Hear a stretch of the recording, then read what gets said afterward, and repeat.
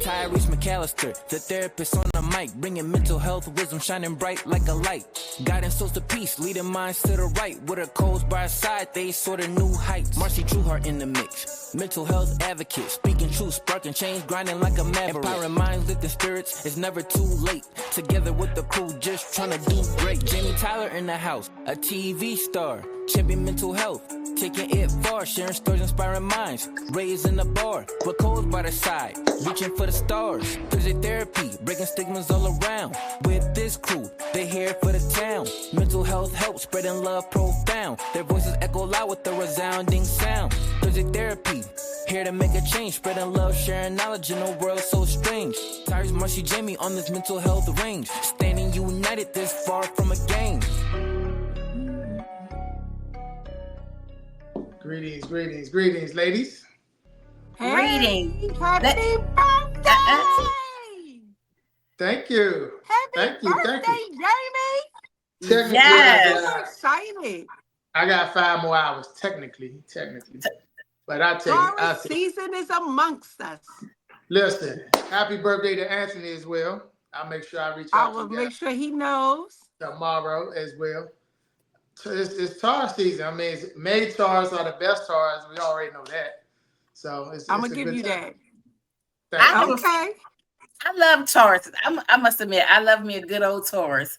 Because I have a lot of family and friends that are Tauruses.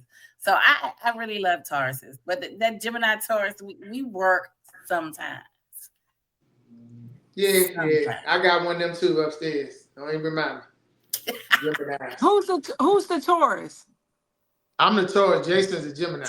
Yeah. Gemini. Oh, yeah. Because him and Marcy Lolly's birthday is around the same time. Yeah, June. Right. You know what's unique about this year, though? And I'm telling y'all now, if y'all play the number and hit, y'all owe me. Okay. So I turned 52 on 5/2 of 25. Okay. Yeah. Okay. That's crazy, I'm right? getting ready to go out and play that. I'm playing that. So you could do 52, 25. Yeah. However you want to play with them numbers, but that number going to hit tomorrow. Straight in box. There you go. Combo. I said, what's the chance of that? Oh yeah, No, we getting ready. Yeah, we getting ready to get some bread. You know, you good for it. I listen. I just need 10%, whatever y'all win. That's all. We good. Got it. So since it is your birthday, Jamie, what are some of the festivities? Because you know you can't just have one party. What are some of the festivities? So tomorrow will be intimate, something intimate around the way. And the public situation will be Sunday at Lima Twist.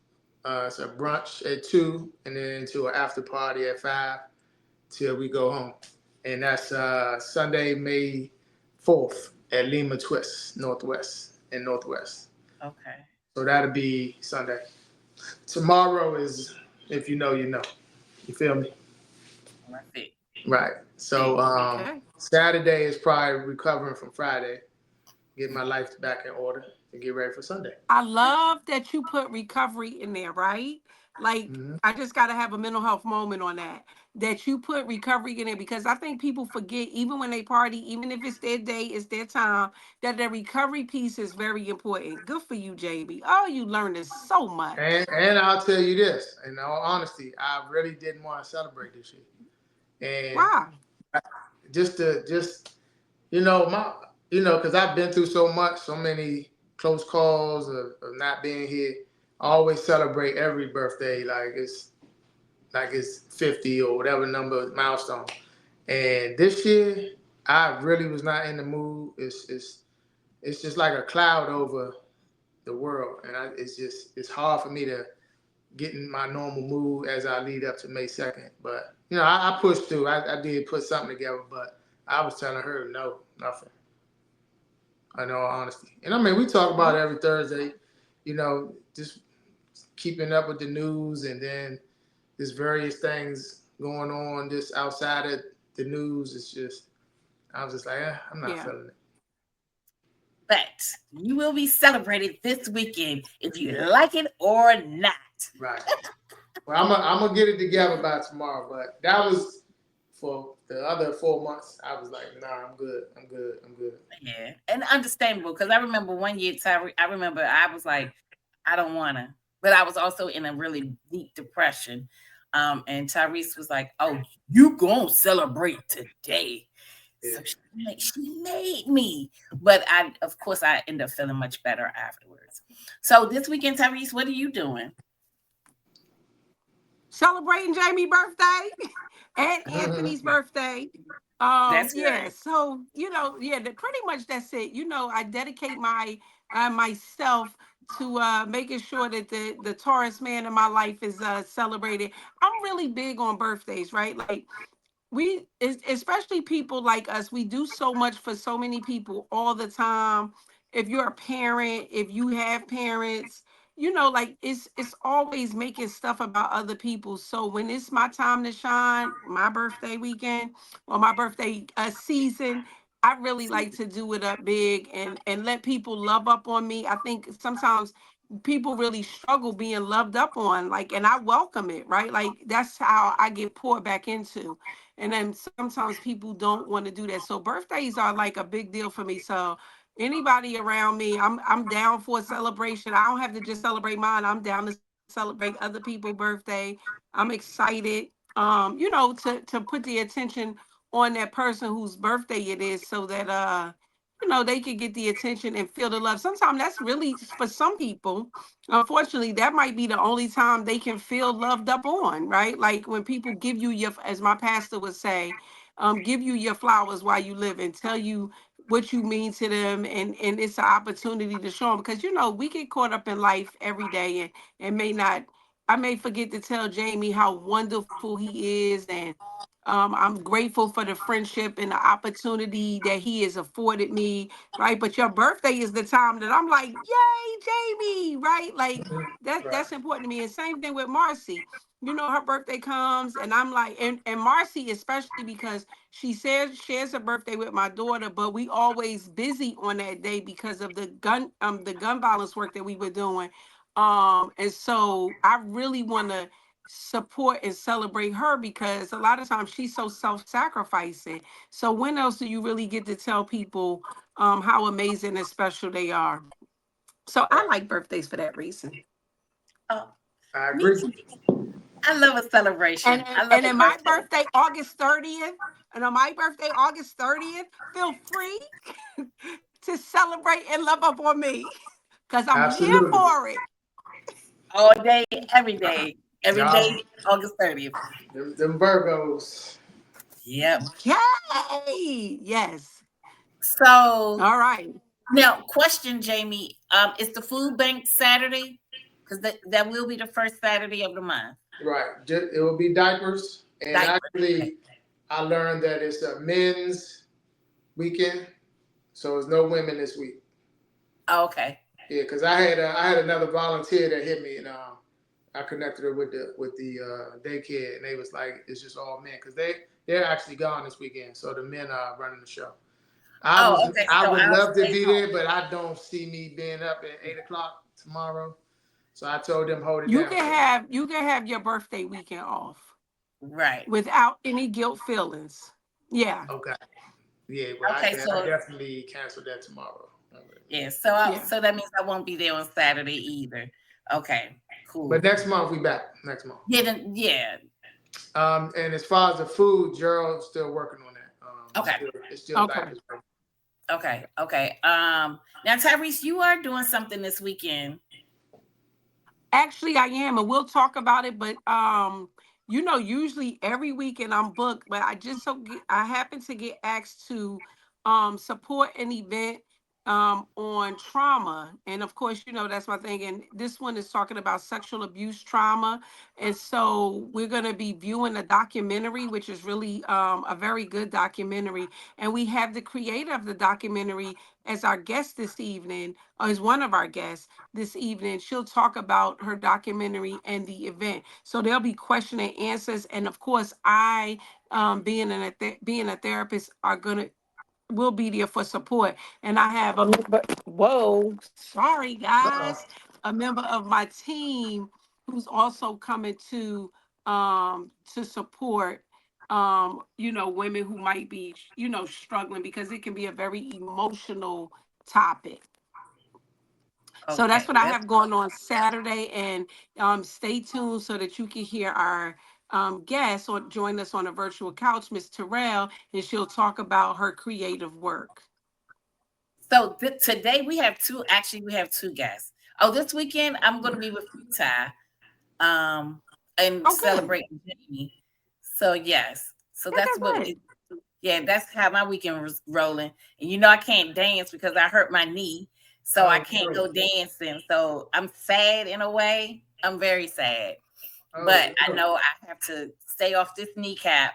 What are the Um, belly dancers gonna do? Oh my they goodness. gonna still be bellying and dancing, Hmm. but I'm gonna be with them It in ain't gonna be the spirit. same, Jamie. It ain't gonna be the Look, same. I already know. I'm already hip. Um, but just on that Mother's Day weekend, that Saturday, the belly dancers, we will be going around the city, and we're dancing. It's called World Belly Dance Day, International World Belly Dance Day. But we're dancing and we're raising money for Mayasa, and Mayasa will be on 2 weeks from now on the 15th, I think.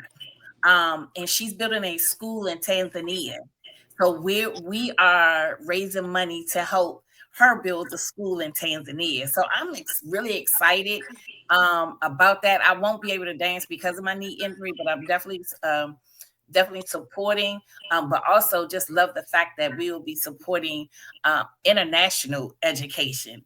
Just here, like we, we international. So I love it. But we're not going to further delay. So we have two guests. Our first guest, Dr. Reginald Cunningham, and Jamie's going to give us all the background for Dr. Cunningham. There he Take is. it, Jamie. So this is. I gotta keep it 100, Ty. Between you and Doc, pound for pound, might be a Ty who had the most powerful scenes on Love and Murders DC. You know, so I'm giving you both the stars of the show, but he's definitely in the conversation. And anyone that saw the show, um, I had a couple scenes of just chaos with my oldest son, and in real time, in real life, I told producers I cannot talk to him anymore without somebody, a therapist, with us. And they found Dr. Cunningham and single-handedly stole the show. Here he is today. I got both of my co-stars on tonight. I couldn't be more happy. What's up, Doc? How you doing, man? I'm great. How are you? I'm good. I'm good. Good. Can't Dr. complain. Cunningham, I would be jealous, but I happened to see that show, and Jamie is right. I And think and because he, because I am a fan of little Jamie and big Jamie too, but especially little Jamie, and you were able to provide some support to the fan. And I love the Tylers. No, I thought it was a very good show. And what I loved about it is it showed a real family, because Dr. Cunningham, they it was on TV, but it wasn't just TV. This is real stuff that we deal with as therapists. I'll have to say that, preparing for that when I was asked to be a part, with it being a show, a reality show, so to speak, they wanted to keep me in parameters and give me things that they wanted me to do. But I had to let them know, first and foremost, I'm not a part of the show. This, from what I saw between Jamie and Lil Jamie, this is real, and it needs real interventions to take place. So they let me do what I do. And thank you for standing in integrity on that, because I think it's so easy to get caught up in the limelight. Because I know when I did my segment, there were lots of cameras and action and do this over and say this. But again, it is very important, because while this is TV and it's real cute, like I really enjoy being on TV, like the little fame I got. However, no, seriously, however, these are real people for me. This is not just me being on TV. Well, for me, it was officers, right? Like, these are real people's lives. This is real people's minds. I'm not going to play with that. So yeah, And for me, it wasn't a one-stop thing. I have been in touch with Jamie and little Jamie ever since season 2, episode 5. Ever since then. There you go. I have been in touch with them consistently. I check in with them to make sure that they're okay. Good for you. I too am that therapist. Like, people don't get rid of me. They're like, oh, you still checking in? Absolutely. Because I know that things, you might have finished your treatment plan, but I know that sometimes things still crop up. Absolutely. Excellent. And I had just, Doc could tell you, and as well from being there, we were there longer than 5 minutes that they showed.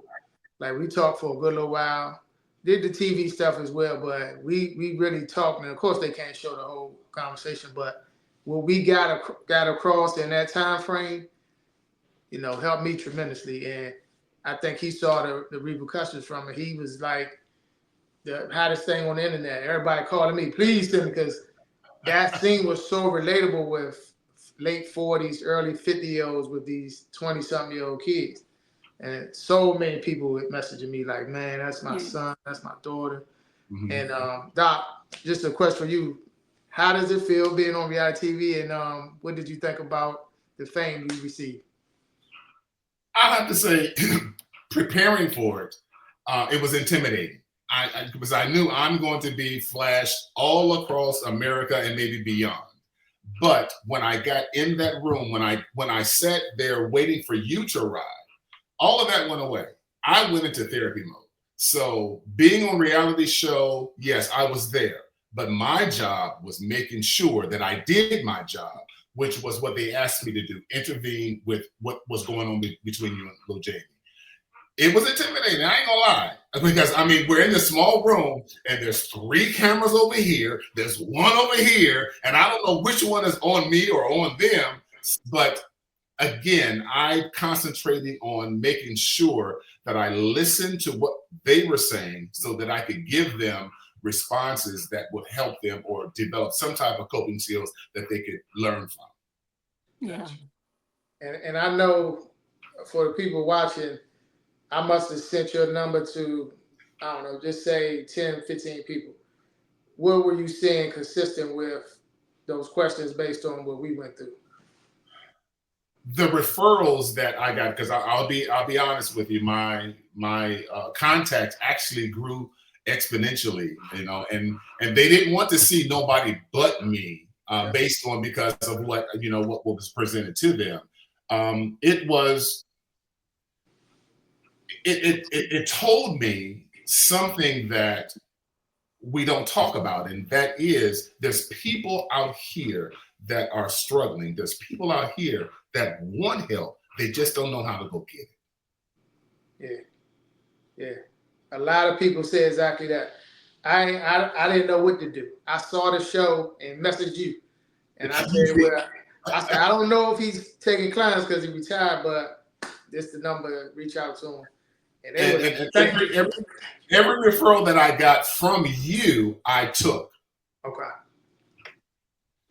Yeah. I appreciate that. And I know even back, it's been so long now when that was going on, that was one of them.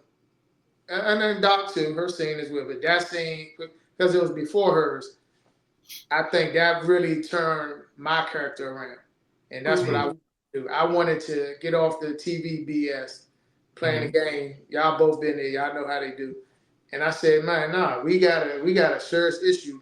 And this topic that we're having, mental health and him talking about he want to hurt himself and the smoking and all that we was touching on, like that was real life. That was not for TV.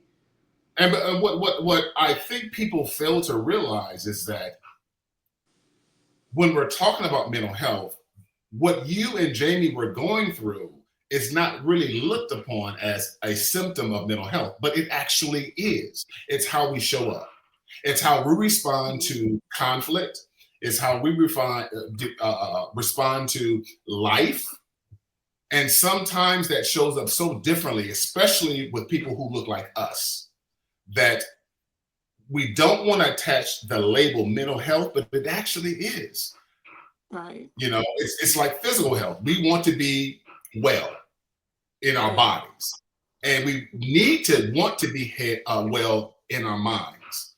And even though it may not show up as depression, it may not show up as PTSD, it's a problem. It's a mental health issue that we need to address. Right. And that's exactly what I touched on with you, that PTSD part, where I was in conflict for 2+ decades, and I was bringing it home. And then I'm seeing him behaving like my citizens, and it was just, and then the camera's right there. When you see yourself on TV acting like that, you know, I had to take that accountability, be vulnerable, sit down with you to show those millions of people watching, it could be me, and I'm going to seek help, same way I did with Doc. And that's why we need to continue to normalize this as a part of living. Right.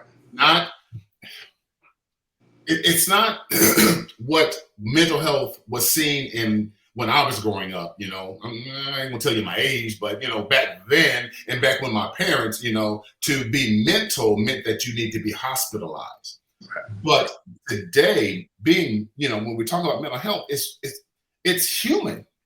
Yeah. You know? Oh, and yeah. It's human. And which is why one of the things that I focus on is men's issues. And one of the things that really irks the heck out of me is for men to be referenced as, what is that word they use for us? I got a bunch of them. I'm joking. I joke. But you know, they label us, you know, as oh my God, it's so much for my time. Toxic masculinity. Oh yeah. I hate that connotation, because what that does is tells me, if you're considering me to be toxic, that there's something seriously wrong with me, when I'm actually just trying to be human. Yeah. You're not listening to what I'm trying to emote to you. You are trying to just respond and defend your stance on my reaction to you, as opposed to just listening. That's a bad man. That's a bad man right there.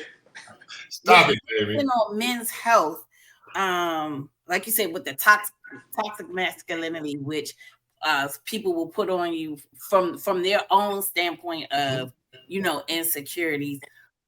What do you find that men will come to therapy for?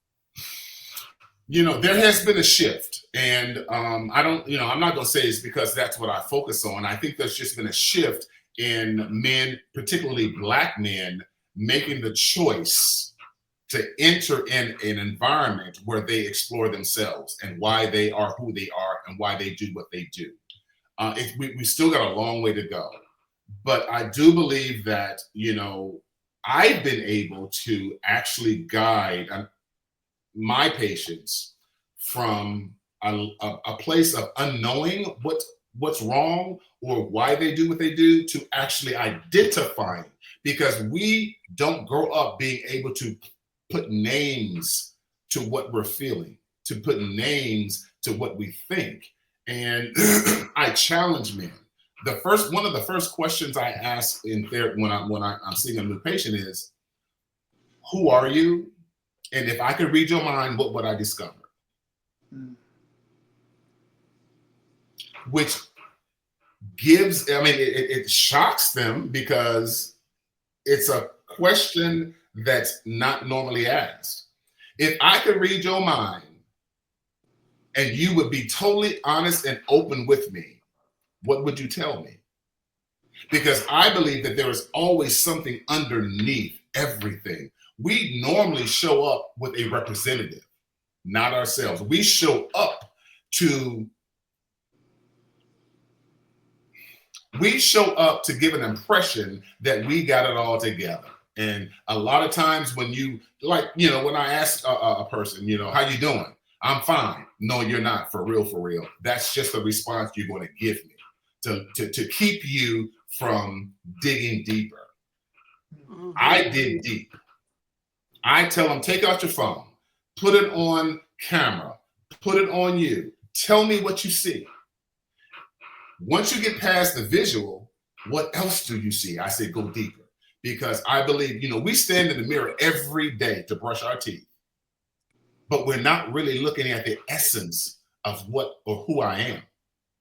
And I think that is so important to really explore and be honest and be vulnerable enough to say, I ain't okay. Yeah. I need help. I'm dying. Let me tell you what stood out for me was the being human part. I think oftentimes why people reject counseling is because nobody wants to feel broken, right? So I really try to encourage clients not to even think of themselves as broken, but like, how do you stay well, and how do we get to wellness, and then how do you stay well?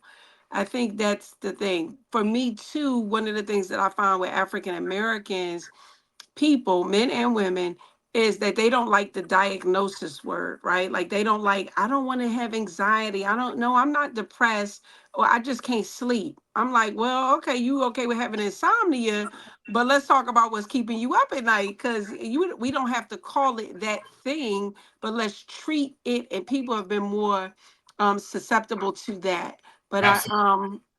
I love what you're saying about being human, because I think one of the disservices that we do as parents is we don't let our children see us fail. We don't let our children see us have flaws. We don't let our children see that times are hard. I'm trying to figure it out, right? And so children grow up thinking being an adult is easy. And I have done that. My daughter is like, yo, you did not tell me. I was like, no, I told you ain't want to be grown. Start rushing it. But what I did not do for her was really show her what grown meant. And now she's finding out, and she like, I don't like this. But being vulnerable enough to be like, you know what, I'm having a bad day. It didn't work out. I messed up on my job. I messed up in the marriage. I'm struggling with being a parent. Like those are real issues that people deal with. But because we didn't see our parents go through it, it seemed like they just always had it together, which we know they didn't. But we don't have that. We don't give people permission to just be human, to fail, and to have flaws. I think parents do their kids, oftentimes give their kids a disservice by not being, again, human and letting them see life as life is presented. But what parents don't really understand is that kids are listening, kids are watching, kids. And if we don't define what's going on in the parent's life, the kids grow up with a false sense of adulthood when they get there. Yeah. Good stuff. That's some good stuff. Because I do remember when I was in my depression, I didn't want to say I was full of anxiety. Now that I learned, I'm out of the anxiety part, but now the testimony that I can easily, and I'll tell you, yeah, I had anxiety. I couldn't sleep. I didn't sleep for almost 2 years. Yeah, I was it was bad. It was really bad. But the healing, which is every day, I'm healing a new layer, especially when I work sometimes. Ugh, Jesus. But when you can say, listen, I understand. And when people can see, if you tell your testimony, then people will open up. And I realize now, I didn't want to go through that. But when I talk about my anxiety, my depression, my suicidal thoughts, I feel people will be like, not you, not Miss Smiley, not happy-go-lucky. Yes, me. Now, if I can tell you this, and now you see how I am, then that does open up a door for people to be honest and be vulnerable with me, because I was vulnerable with them. I think that's a very big part of my personal success, is because I don't have a problem self-disclosing about what's happened to me in my past. because I don't ever want to sit in front of somebody or be in, a camera with somebody and be here. I don't want them to think that just because I have a doctorate, I think that I'm all of this. I don't have a problem with sharing life experiences and, most importantly, resilience from that by taking the necessary steps. Yes. That's the biggest, to be in it. I remember, Tyreese, I remember I was in the midst of it and you was like, give it a date and then you need to just leave it. Yes. I love it. I remember that so clearly. We were coming back from watching that movie. But I remember that, and that's always stuck with me. Mm-hmm. Because you know what, I think that and I'm glad that you mentioned that. I think that one of the things that and Dr. Cunningham, you tell me if you agree that we don't like to feel the feelings, right? Like we like to dismiss them, act like they don't exist. Oh, I'm okay, I'm fine. When people have a loss, they will get busy so they don't have to feel. And I'm like, sit there and feel all of that. Like get into it, right? Even when my daughter was killed and I would cry, it would make my husband very uncomfortable, but I loved crying. Like I needed it. Like it would be hurting so badly, but a good cry, it didn't fix it, but it was definitely, I was emoting and getting it off me, right? And I love being able to feel the feelings. People don't like to do that. And I'm like, no, you need to sit with it, but don't sit with it forever. Mhm. Right? Like give yourself a date and you might make it to that date, you might not. You might have to give yourself a new date. But what you're telling yourself, what you start communicating is that this too will end. There is an end to this. It might not be the day that I say, oh, I'm gonna just cry till Friday. But after Friday, I'm gonna straighten up my crown and I'm gonna go on about my business. Now Friday might come and go and I'm still in the midst of it. So I'm gonna reset my date, right? I'm going to reset my date, but what I'm not, and I always give myself some time because I want to remind myself like this is not forever. I'm not going to always feel this awful about this thing, that I Mhm. can grow out of this. And that's the I, resilience you talked about, right? Like I remind myself often. As a matter of fact, I've already trademarked radical resilience. mm, And I'm not sure how I'm going to use it, but it's mine. Because I don't want to just become resilient because I'm a therapist. I want to grow from every experience. I want to be able to sit and process what is going on with me. Why am I doing this way? What makes me feel this way? And I want to be able to come back better than I was. I think that when we have experiences, even bad experiences, there is something we can learn from it. And so I always want to be in a posture of like, why am I dealing with this? Like, there's a reason. And most of the time, I can figure it out. There are some that I still haven't figured out, but for the most part, I can kind of like sit and be like, yeah, this was a lesson I needed. Some of the lessons aren't even for me. They're for somebody else, but I needed to go through it so that I could give that message. mhm. I think one of the biggest things that keeps us from going to that next positive level is the fear of just self-exposure, which encompasses just this word, vulnerability.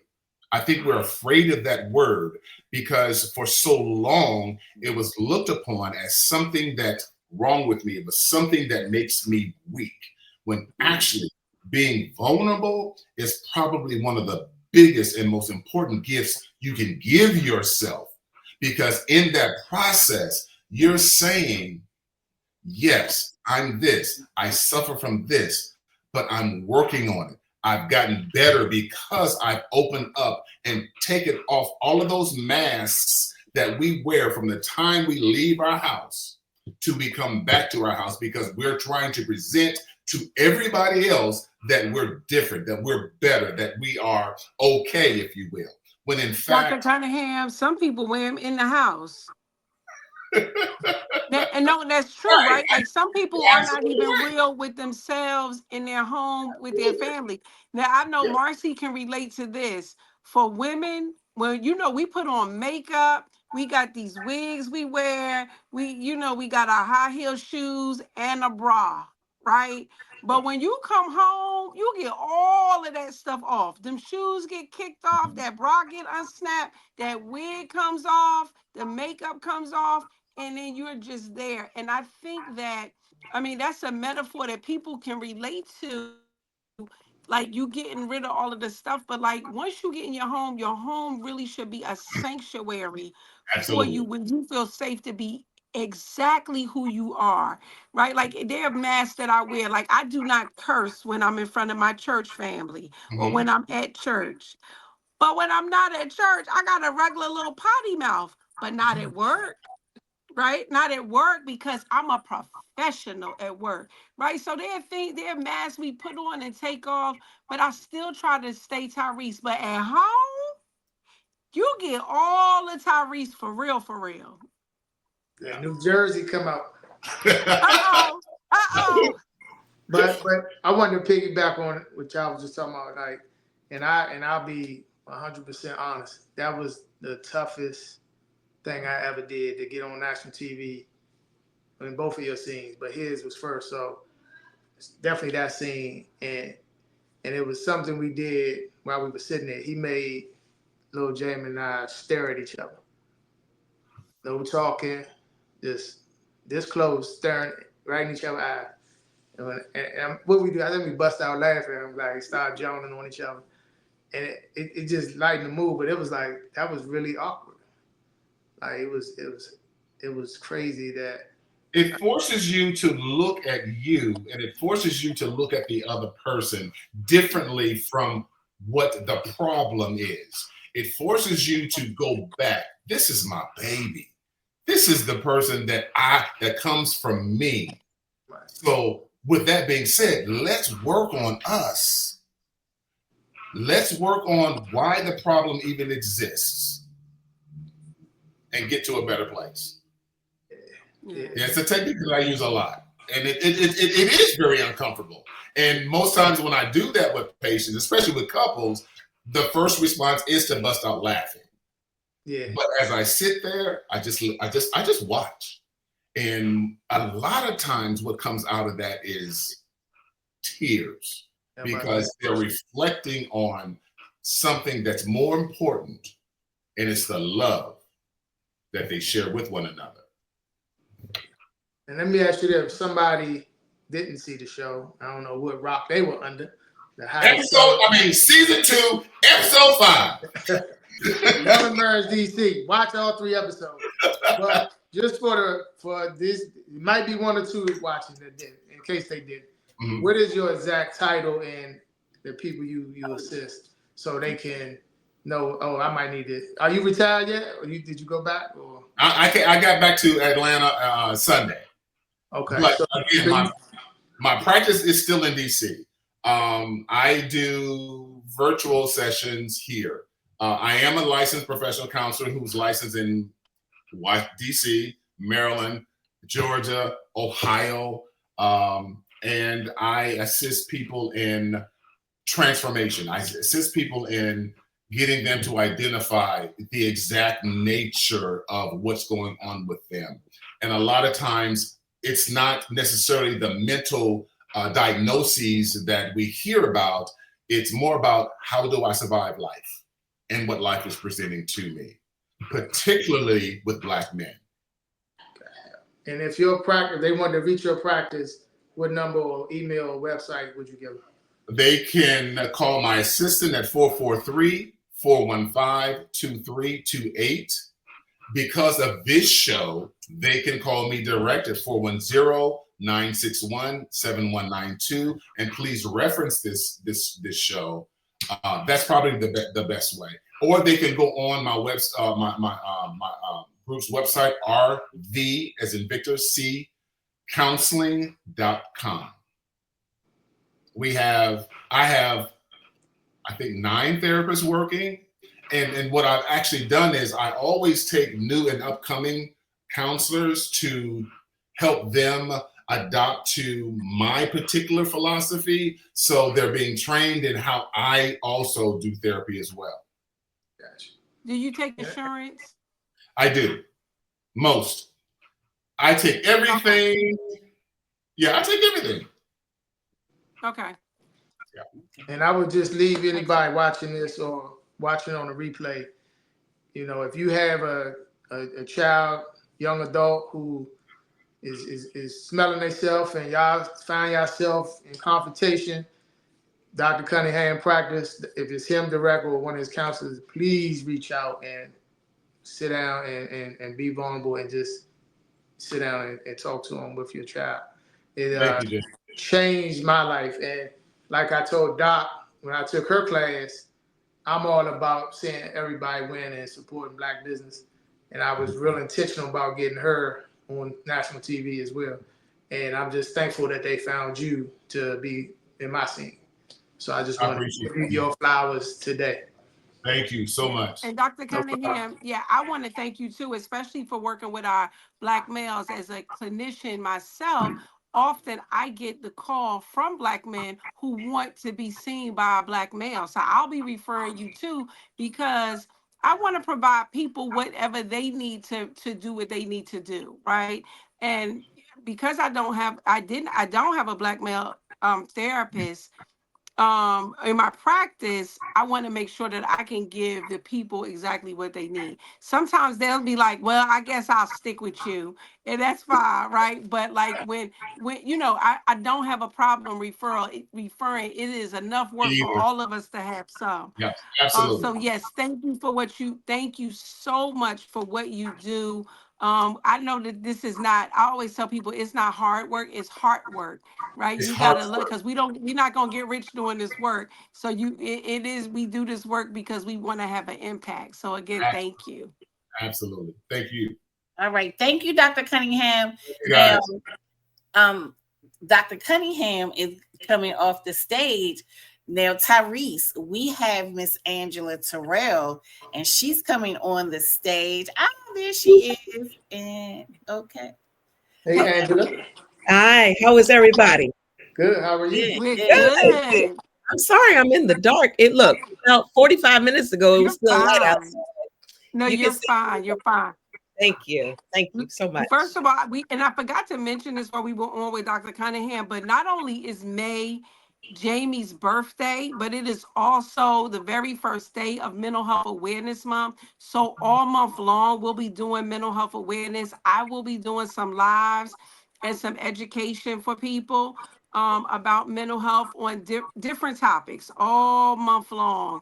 But what that reminds me of is why we invited Ms. Terrell to come to the show today is because she has something special going on. So, Ms. Terrell, if you can introduce yourself first and then tell us about your amazing project that is going to be viewed this weekend. I appreciate it. First of all, thank you so much. I'm just meeting you this week, Dr. McAllister, so I really appreciate this opportunity. I appreciate the fact also that you're going to come on Saturday and sit on my panel. Hello, everyone. My name is Angela Terrell. I do a few things, but I'm here tonight in the capacity of being the director of a film called Women of Faith Coping with Trauma. And the film specifically looks at the trauma of childhood sexual abuse among Black women. And I attended an all-girls high school here in the area. I went to an all-women's college. I'm a deaconess in my church. So I've been surrounded by issues concerning women and girls. And it's just amazing to me. I think the statistic is like 1 in 4 women have been impacted by sexual assault. And that is a staggering number for me. And the Lord laid on my heart 13, 14 years ago, almost 15 now, 15 years ago, to produce a film about it. It is my own story. I am a daughter of a pastor of a church, so I've grown up in the church. And we look at what happens at the intersection of faith and trauma. And how you reconcile these things in your life. So it's a much needed conversation about childhood sexual abuse. So 4 women here in the area, they share with us their story and their journey about how they found healing through God and counseling and their community. So that's it in a nutshell.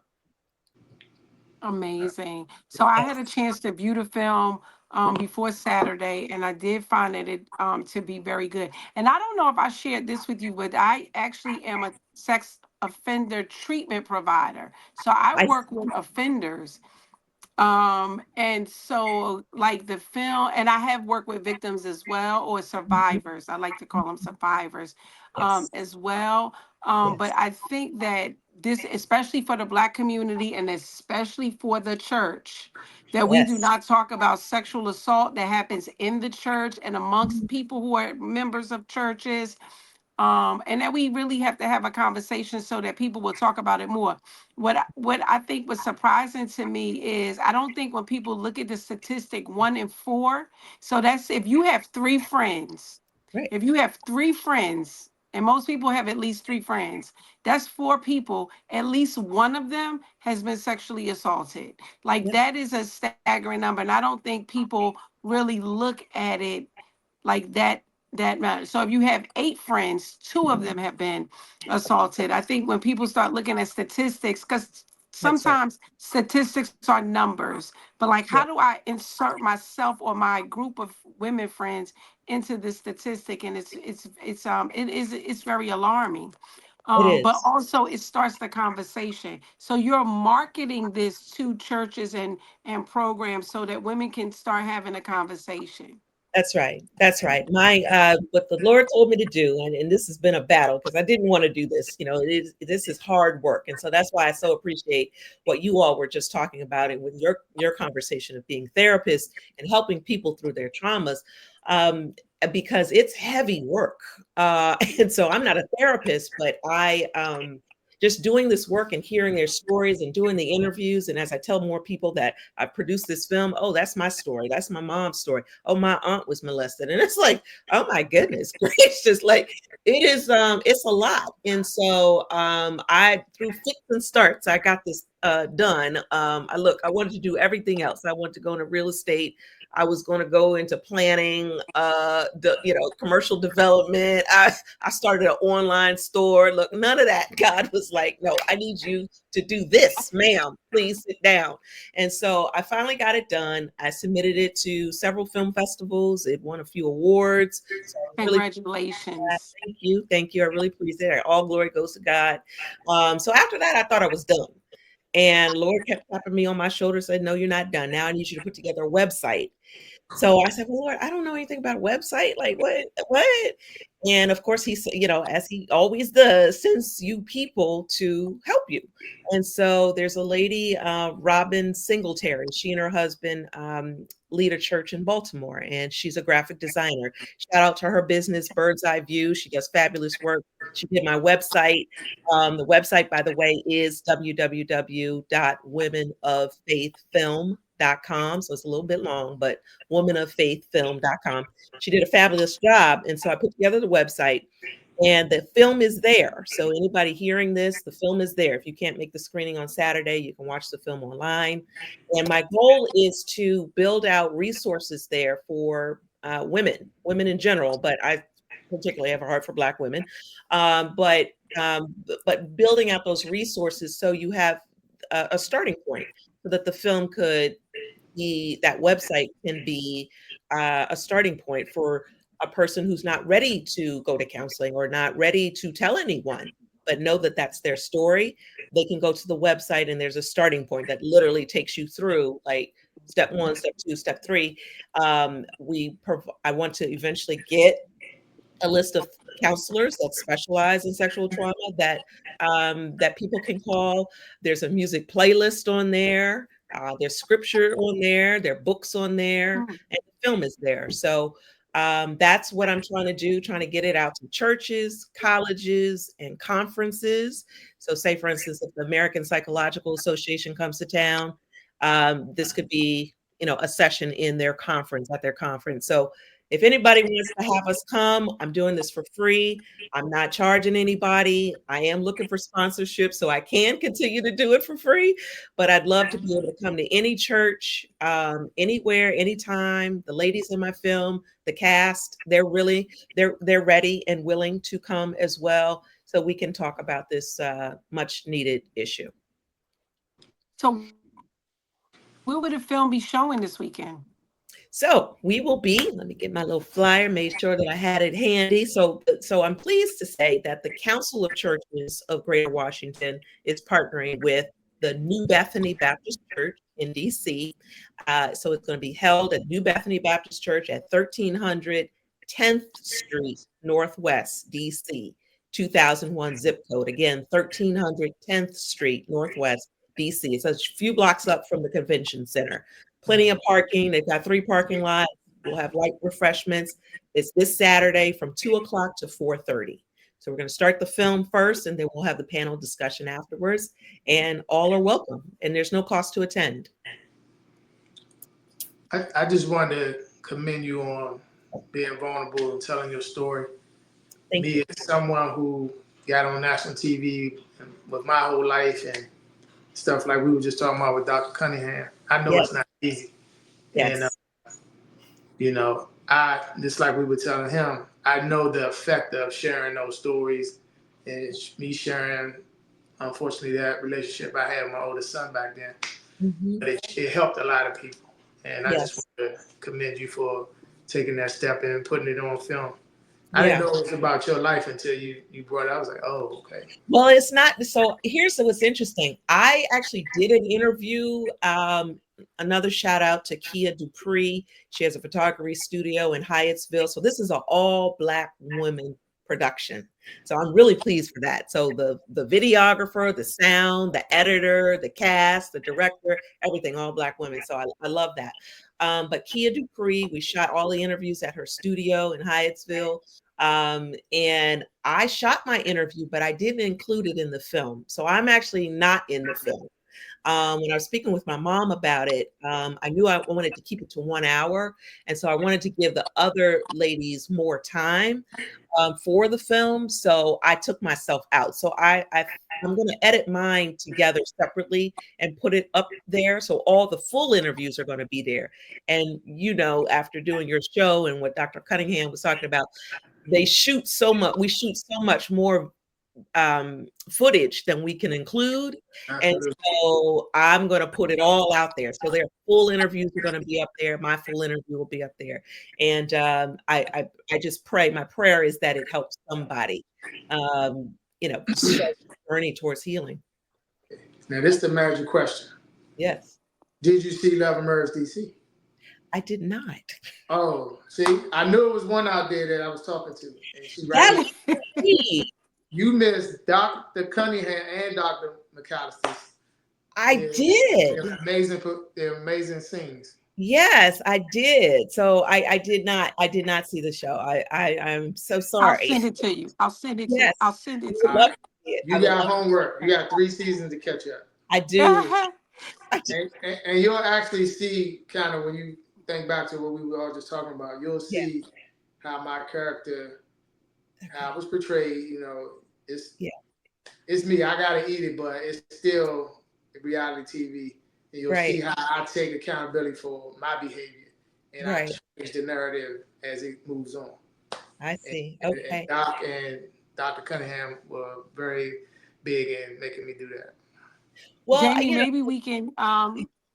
maybe we can have her do a documentary on police officers as well after she gets done with this, right? Like, so that there's more to tell, because and you said that you hope somebody gets help. People will get help. Like, I think Jamie did not realize the impact of his story and how many people were actually going to be helped. But so many people were helped that, and this is what the people who called and said something to him or sent something in social media, it was a lot of people. However, that's a small amount of people that got help, because there were people who got help who he will never ever talk to. But so much so that he started a foundation. And so even for you, he started a foundation because he saw that the need was so great. And so same with you, you don't know, a friend of mine and I always say this, you want to make God laugh, you tell him your plans. God's plans for us are always bigger and greater than what we can ever see. And so you don't know where this film you know, in what direction it'll take you. But I want to commend you for your obedience, because that's really important. Well, it took me a minute. Look, full transparency. It took me because I was like, Lord, I don't want to do it. But when I tell you, I was looking for jobs, I was trying to do everything else I told you. And God was like, no, ma'am, I need you to do this. So my background is journalism. So I used to work in business news. I was a reporter for a show called Nightly Business Report on public TV. Did that for about 10 years. So I've worked at radio stations. I've done journalism is my thing. And so it's amazing to me as I look back. I'm going to be 54 this year. And it's like, okay, God, just put this thing together. Like just the experience that I needed with TV and editing and doing interviews and all of that led up to this. And so I know I am fully walking in my purpose, but that's just recent, y'all. That's just like, look, within the last 2 weeks, I fully surrendered to God and said, okay, I give up, because clearly this is what you want me to do. And when I tell you, when I said yes to God, I posted this on my Facebook page just this morning. I said, when I said yes to God, that's when everything just opened up. Just in these last 2 weeks, this podcast is testament to that. Me meeting you, then I got a part-time job, helping somebody. I'm a grant writer also, and so I got 5 new clients for my grant writing business, and I'm like, what, all this time I'm out here struggling, and God was just waiting on me, saying, well, I'll just be over here waiting for you, Angela, when you get yourself together. But I realized what God's wanting to do, because unresolved trauma, just sort of getting back to this trauma piece, it impacts our lives in so many ways, right? How we raise our children, our marriages, how we deal with our coworkers, and basically how we show up in the world. And some of the ladies in the film, they talk about how they were promiscuous because as a result of this childhood sexual abuse, and it wasn't resolved. They were promiscuous. They got pregnant at a young age. We talk about abortion. We talk about divorce. We talk about being angry with God, and we talk about forgiveness. We talk about how trauma can lead to health issues. I mean, Can I'm sure, I jump in real quick? please. Dr. Cunningham said that earlier, like how it shows up, right?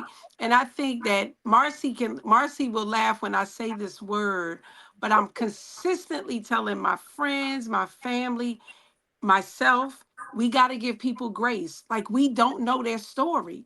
Like, when people are showing out, when people act ugly, when people are weird, right? People got a funky attitude, it's because of something.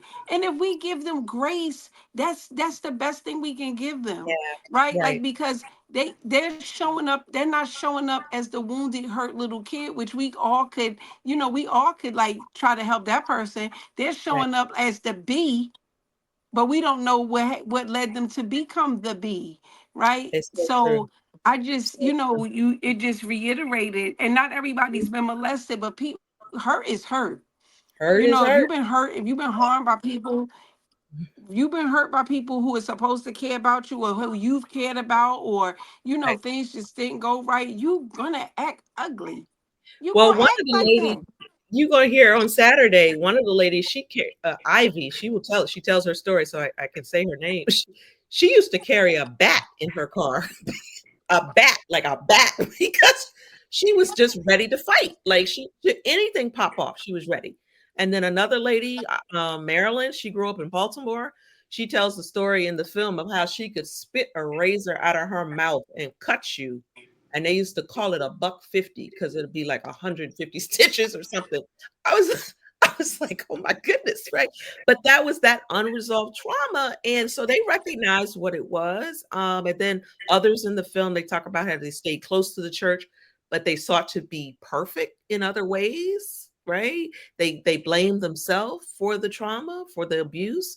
And tried to put up a good front. You were talking about that earlier, about putting on a mask, right? And so they did that very well.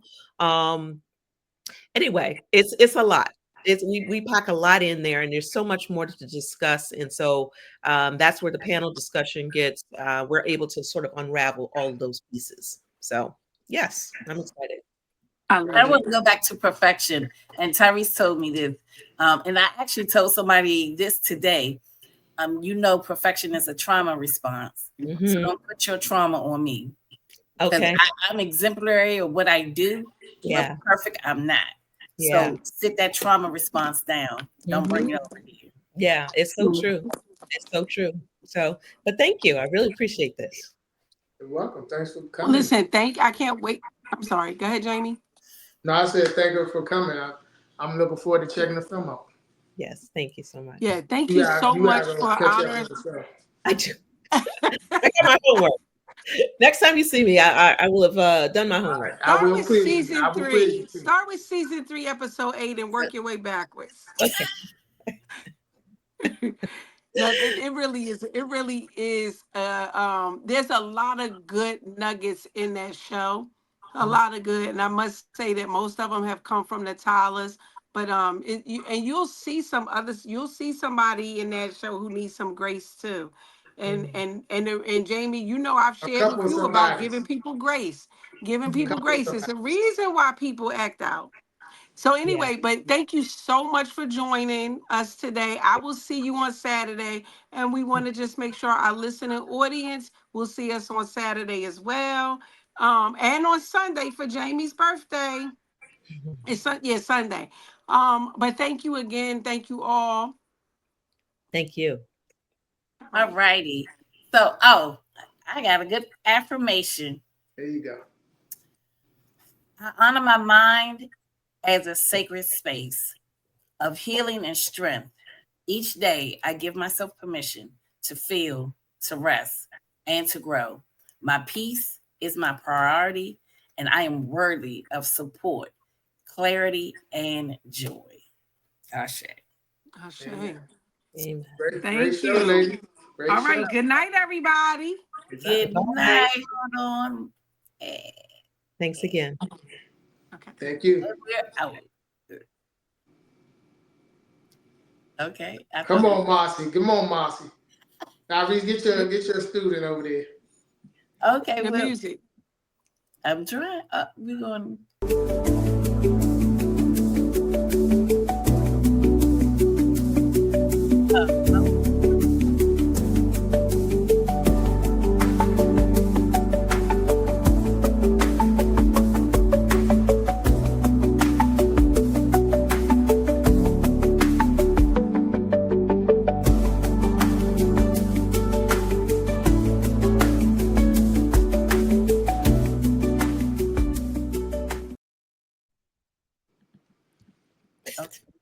I'm trying to leave. I don't know how to leave.